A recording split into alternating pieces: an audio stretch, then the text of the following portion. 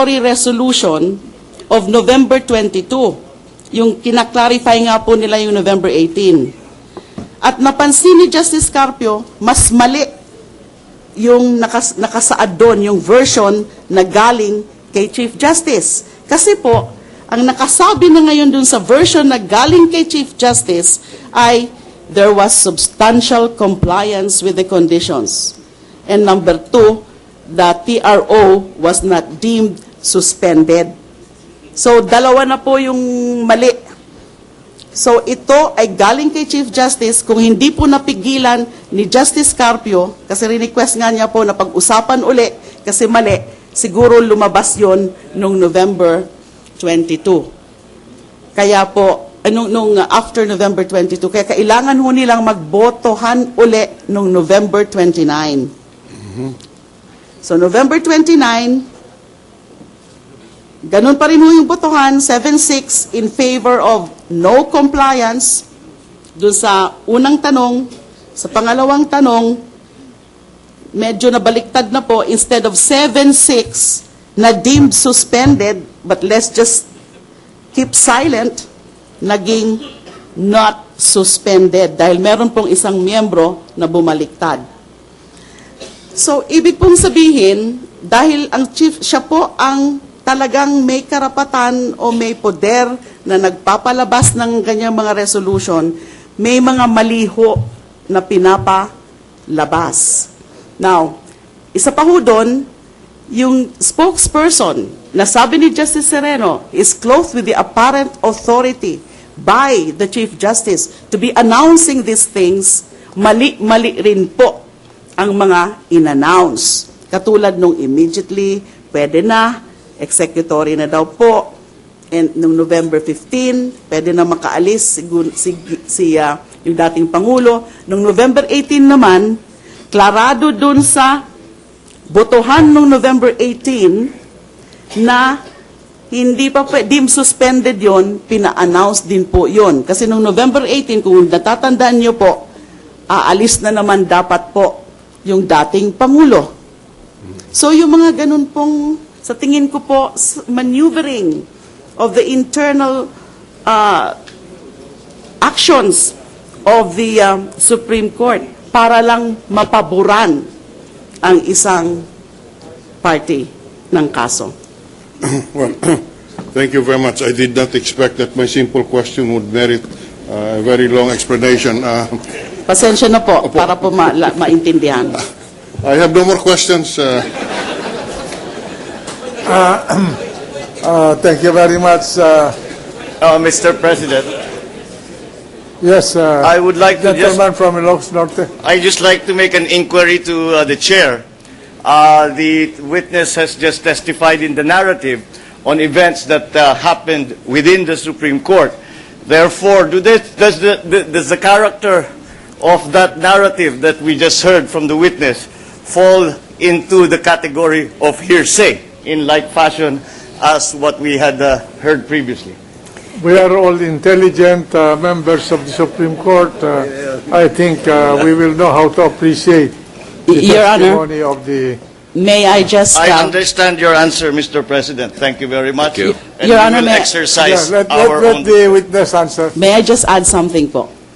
Yes, primarily or predominantly or by and large, my testimony on those matters, internal matters, is indeed hearsay. Thank you. Because I was that never present. Yeah. But let's also take note of the fact, okay, these decisions or these resolutions or dissenting opinions are a matter of judicial notice, and there are aspects of the accounts of Justice Sereno which I can say I have personal knowledge. For Yes. example, when she stated...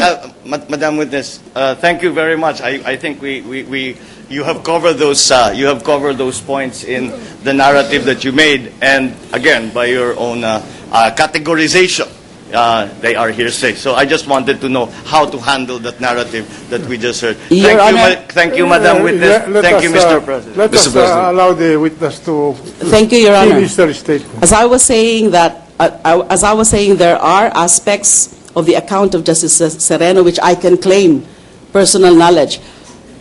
For example, when Justice Sereno said that the spokesperson, Midas Marquez, misrepresented of the voting on those issues that I mentioned, especially the issue of whether the TRO is deemed suspended. The announcement of the spokesperson was, it was 9-4 instead of 7-6, and that and other disclosures. So in a sense, I have personal knowledge. Also, when she said that she has a December 2 dissenting opinion, but was suppressed or was not allowed to be promulgated or released, the Secretary of Justice, as a party respondent, indeed did not receive any such resolution of December, any such dissenting opinion of December 2. Kasi pinigilan nga daw po. So, in a sense, I have personal knowledge about that. Thank you, Madam We Witness. take note, we take note of the statement of the witness that sabi niya, pinigilan nga daw po. So, nandyan yan. Okay. Okay. Well, Thank you. those points are well taken, Madam Witness. And again, as the President has advised all the senator judges, we will apply our intelligence in discerning what is the wheat and what is the chaff in this narrative. Thank you, Mr. Yes. President. Mr. President, may we recognize Senator Gregorio Honasan. The gentleman from Sorsogon, Senator Honasan. Thank you, Mr. President. Madam Secretary, magandang hapon po. Gandang hapon po. Madam Secretary, hindi na po sana ako magtatanong. Kaya lang, bihira ho kami magkaroon ng testigo na kalihim. Kaya lahat ho ito ay paglilinaw lamang. At sana po, pagbigyan niyo kami, no? Kanina po, gusto ko lang sanang susugin yung mga issue na ni-raise ni Senator, kagalang-galang Senator Lacson. Itatanong ko lang kung hindi batas ang naging basehan ng pagpipigil ng pag-alis ng balak akusahan at sabi nga ninyo itong Department Circular number 41. Madam Secretary, ito po ba ay na-publish para alam ng mga apektadong Opo. ahensya? Opo. Opo, Circular number 41. Na-publish po ito. Opo. Opo. Salamat po. Pangalawa po, kung ito ang ginamit, kung itong circular number 1 ang ginamit para pigilin yung pag-alis ng magiging akusado sa pamamagitan ng watch list order na nagpigil sa paglisan, kailangan po bang probable cause para i-apply ito? Hindi po under Circular number 41 kasi Opo, dahil hindi nga ho nakasama sa Section 2 no, ng Circular 41. not necessarily. Dahil nga po, one of the instances na pwede po kami mag-issue ng HD or WLO is kapag ang isang respondent ay undergoing preliminary investigation. So kung hindi pa po tapos ang preliminary investigation, wala pa pong determination of probable cause. Opo, I'll take your word for it. Opo. Okay. Madam Secretary, kung ho ito, no, alam niyo naman, hindi tayo abogado. Alam naman ninyo kung saan tayo nanggaling. No? Kapag nag-order ang Korte Suprema at ibig nitong masunod yung order niya at hindi sinunod, ano ang gagawin ng isang Korte Suprema? Saan siya tatakbo? Saan siya dudulog? Meron yung mga inherent and implied powers or even express powers ng Senate, ang Korte Suprema na pwede nga pong ipa-contempt ang isang litigant na hindi sumusunod sa kautusan ng Korte. Pero yun po, I'm not trying to beat the issue to death, no? Pero medyo protracted ho yun, no? Matagal, bago mapatupad dahil maraming proseso na dadaanan. Is that an accurate? Opo, dahil, kasi nga po siyempre ipapa-explain muna Opo. yung litigant concerned na hindi sumunod. So may due process din po. In short, sa madaling salita po, medyo matagal. Depende po yan Okay. sa action. Okay. Compared to pag kayo po ang nag-utos at saka ibig niyong ipatupad, obviously, hindi ho nakaalis yung akusado, no? So in other words, yung option sa inyo bilang kalihim ng Department of Justice, mas mabilis na susunod kisa sa dun sa utos ng Korte Suprema. From a layman's point of view po, pwede hong ipaliwanag ninyo kung paano ko ito iintindihin o unawain. Opo, tama po kayo, yung punto nyo po, kasi syempre pag nagbibigay din ng mga kautusan ng ang Secretary of Justice, katulad nga po ng HDO or WLO, ay yan ay pinapaalam kaagad sa Bureau of Immigration. And then, so kung ano pa hong mga pwede na gawin ay yung Secretary of Justice having control and supervision over not only the Department of Justice proper but also the attached agencies. And therefore, pwede hong natutupad kaagad yung pinag-uutos ng Secretary of Justice. Opo. Anyway po, ang na-invoke natin doon is national interest, which is very clear naman. Opo. Ngayon po, Madam Secretary, I'll go to what I really want to ask you. No?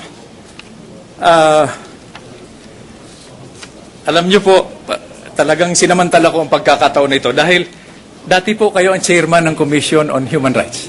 Opo. Okay. Actually, Secretary, pareho ho yung pinanggalingan natin. Kaya lang ako ho dun sa kabila, no? I was on the receiving end. At kailangan po, huwag natin ito makalimutan dahil it will be tragic if we forget. Tulad po, in your case, as chairman of the Commission on Human Rights, sa inyo ho tumatakbo yung mga biktima ng extrajudicial killings, yung mga involuntary disappearances. Hanggang ngayon ho, dala ninyo yan sa inyong pag-iisip at puso. Yung karanasan ninyo bilang chairman ng Commission on Human Rights dun sa mga tumatakbo, yung walang matakbuhan. Opo, I remain to be a human rights advocate and defender. Opo, Up hindi to this ho very day. nawawala sa pagkatao ninyo. Opo. Ako naman po, iba. Alam niyo po, pag nag-imbento ng intelligence report, there is no, this is just my opinion, no? There is no known legal defense against a fabricated or inaccurate intelligence report. Lalo na kung i-invoke yung national security. Kulong ka muna bago ka bigyan ng pagkakataon magpaliwanag kung bibigyan ka ng pagkakataon magpaliwanag. Ganun po ang karanasan ko. Yun nga ho, kinausap ko lang sina Senator Trillanes with my National Recovery Program. Minasama na yun. No. But that's behind us now. Dito po sa Constitution, wala naman ho akong ibang mabasa dahil nahihirapan ho ako magbasa at saka umunawa, no? Yung Article 1, after the preamble, nakalagay National Territory, Article 2, Declaration of Principles and State Policies, Article 3, Bill of Rights, kagad. Dito ho, impact ho yung isang prinsipyo na itinanong ko sa prosecution at sa defense. Sabi ko, dito ba sa trial na ito, kahit na sui generis ito, political process, tayo ba ay magkakasundo na isa sa mga prinsipyo na hindi natin dapat bitiwan, yung presumption of innocence? Pumayag naman sila. Totoo raw. Kayo po. Yes, there's always a constitutional presumption Okay of na ho yan. innocence. Dahil ito po, section